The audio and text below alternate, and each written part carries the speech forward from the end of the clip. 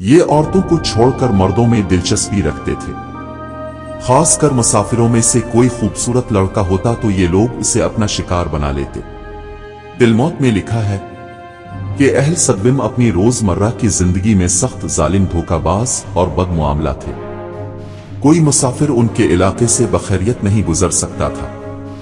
कोई गरीब उनकी बस्तियों से रोटी का एक टुकड़ा ना पा सकता था। कई मर्तबा ऐसा होता था कि बाहर का आदमी उनके इलाके में पहुंचकर फाकों से मर जाता था और ये लोग उसके कपड़े उतार कर उसकी लाश को बरहना दफन कर देते थे। अपनी वादी को उन्होंने एक बाग बना रखा था जिसका सिलसिला मीलों तक फैला हुआ था। इस बाग में वो इंतहाई बेहयाई के साथ अलानिया बदकारियां करते थे। आपको हिस्ट्री चैनल देख रहे हैं।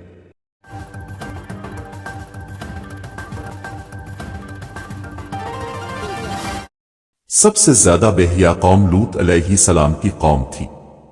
लूत अलैहिस्सलाम इब्राहीम अलैहिस्सलाम के जमाने के नबी थे और वो इब्राहीम अलैहिस्सलाम के भतीजे थे।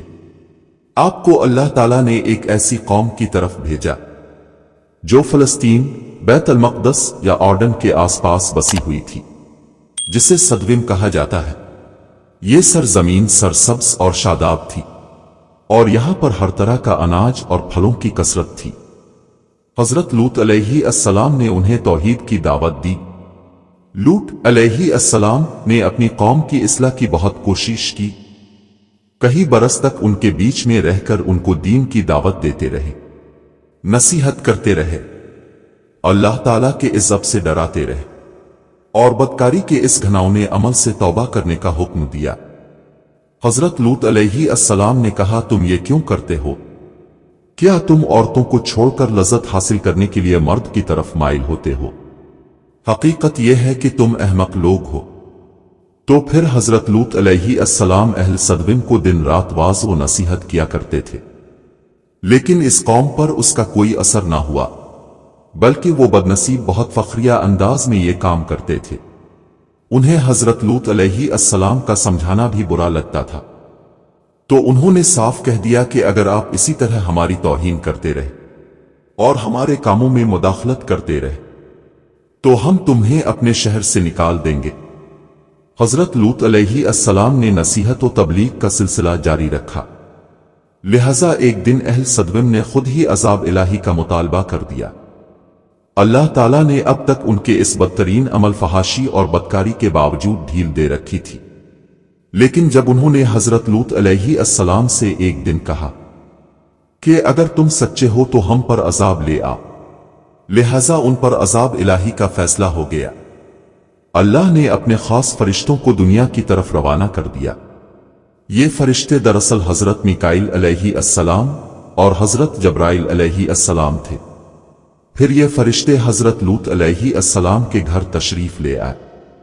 हजरत लूत अलैहिस्सलाम ने जब उन खूबसूरत नौमर लड़कों को देखा तो सख्त घबराहट और परेशानी में मुब्तला हो गए। उन्हें यह खतरा महसूस होने लगा कि अगर उनकी कौम के लोगों ने उन्हें देख लिया तो न जाने वो इनके साथ क्या सलूक करेंगे। हजरत लूत अलैहिस्सलाम की बीवी का नाम वाला था।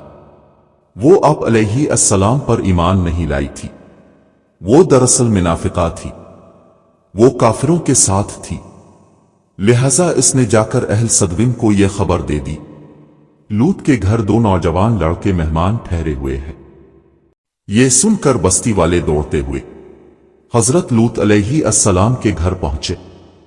हजरत लूत अलैहिस्सलाम ने कौम की औरतों की तरफ इशारा करते हुए कहा, ये मेरी ब्याहें हैं, तुम उनसे निकाह कर लो और अपनी नफसानी ख्वाहिशात को उनसे पूरा कर लो।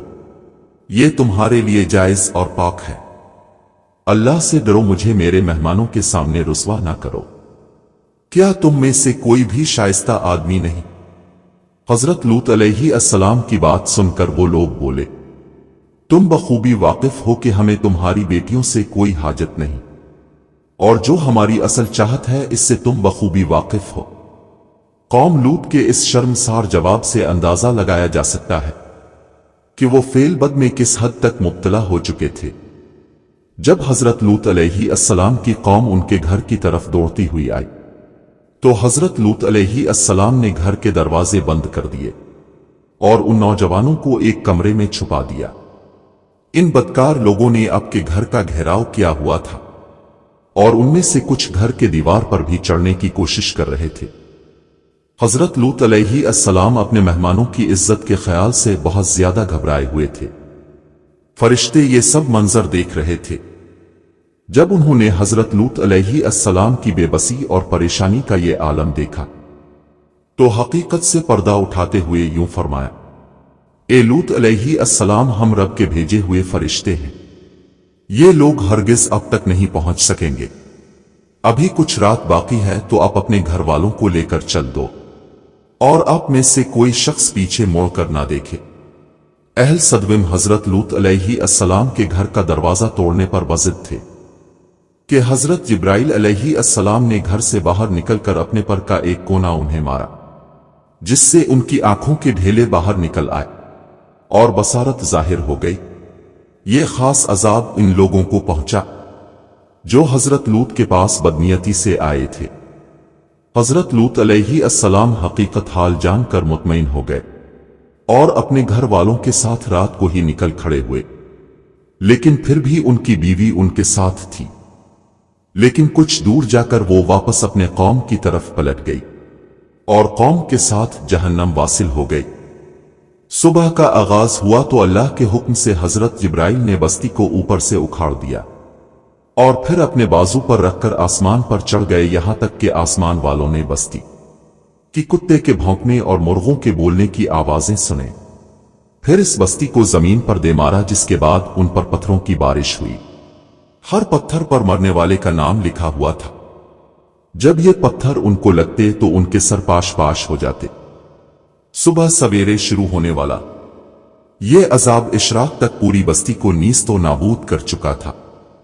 कौम लूत की इन खूबसूरत बस्तियों को अल्लाह ने एक इंतहाई बदबूदार और सिया जेल में तब्दील कर दिया, जिसके पानी से रहती दुनिया तक कोई फायदा नहीं उठाया जा सकता।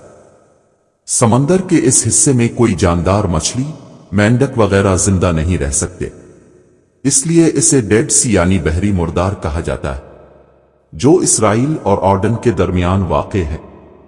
माहिरीन आसार ने 10 सालों की तहकीक और जस्तजू के बाद इस तबाहशुदा शहर को दरियाफ्त किया था। तहकीकात से पता चला था कि इस शहर में जिंदगी बिल्कुल खत्म हो चुकी है।